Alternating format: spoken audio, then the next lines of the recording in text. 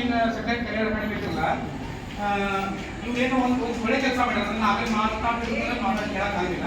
ಯಾರಿಗೆ ತಂದೆ ತಾಯಿ ಇಲ್ಲಲ್ಲ, ಯಾರಿಗೆ ತಂದೆ ಮತ್ತು ತಾಯಿ ಇಲ್ಲದೆ ಇರ್ತಕ್ಕಂಥ ವಿದ್ಯಾರ್ಥಿಗಳು ಯಾರೂ ಇರಲಿ, ನಿಮ್ಮ ಊರಲ್ಲಿ ಇರಲಿ, ಯಾರೇ ಇರಲಿ, ಅವರಿಗೆ ಫ್ರೀ ಕೋಚಿಂಗ್.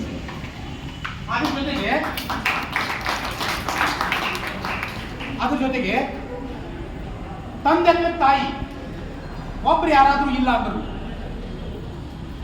ಒಬ್ಬರ ಪೇರೆಂಟ್ಸ್ ಇರ್ತಕ್ಕಂಥ ವಿದ್ಯಾರ್ಥಿಗಳು ಅವರಿಗೆ ಇರ್ತಕ್ಕಂಥ ಒಂದು ಫೀಸಲ್ಲಿ 1000 ರಿಂದ 1500 ರೂಪಾಯಿ, 1000 ಮಿನಿಮಮ್, ಮ್ಯಾಕ್ಸಿಮಮ್ 1500 ರೂಪಾಯಿ ಅಂತಂದ್ರೆ ಕಡಿತವನ್ನು ಗೊಳಿಸಲಾಗುತ್ತದೆ. ಇದು ವಿಶ್ವನಾಥ್ ಸರ್ ಅವರು ಒಂದು ಘೋಷಣೆಯನ್ನು ಮಾಡಿದ್ದಾರೆ. ಅರ್ಥ ಆಯ್ತಾ? ಒಬ್ಬರ ಪೇರೆಂಟ್ಸ್ ಇದ್ದವರಿಗೆ 1000 ರಿಂದ 1500 ರೂಪಾಯಿ ಕಡಿಮೆ ಫೀಸ್ ತಗೋತೀವಿ.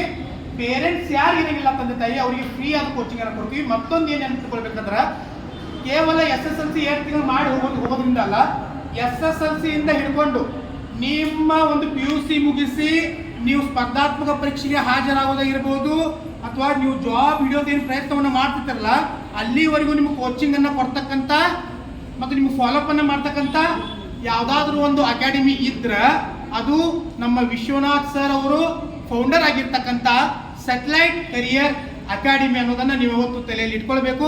ಕೊನೆಯದಾಗಿ ಏನಪ್ಪಾ ಅಂದ್ರೆ, ವೇದಿಕೆ ಮೇಲೆ ಇರ್ತಕ್ಕಂಥ ಕ್ಷಮಿಸಬೇಕು ಗಣ್ಯಮಾನ್ಯರಿಗೆ, ಯಾಕಂದ್ರೆ ಪುಷ್ಪವನ್ನು ಕೊಡದೆ ಆಗ ಕಳಿಸ್ಬಾರ್ದು. ಯಾಕಂದ್ರೆ ಗುಡಿಯಾಗ ಹೋದಾಗ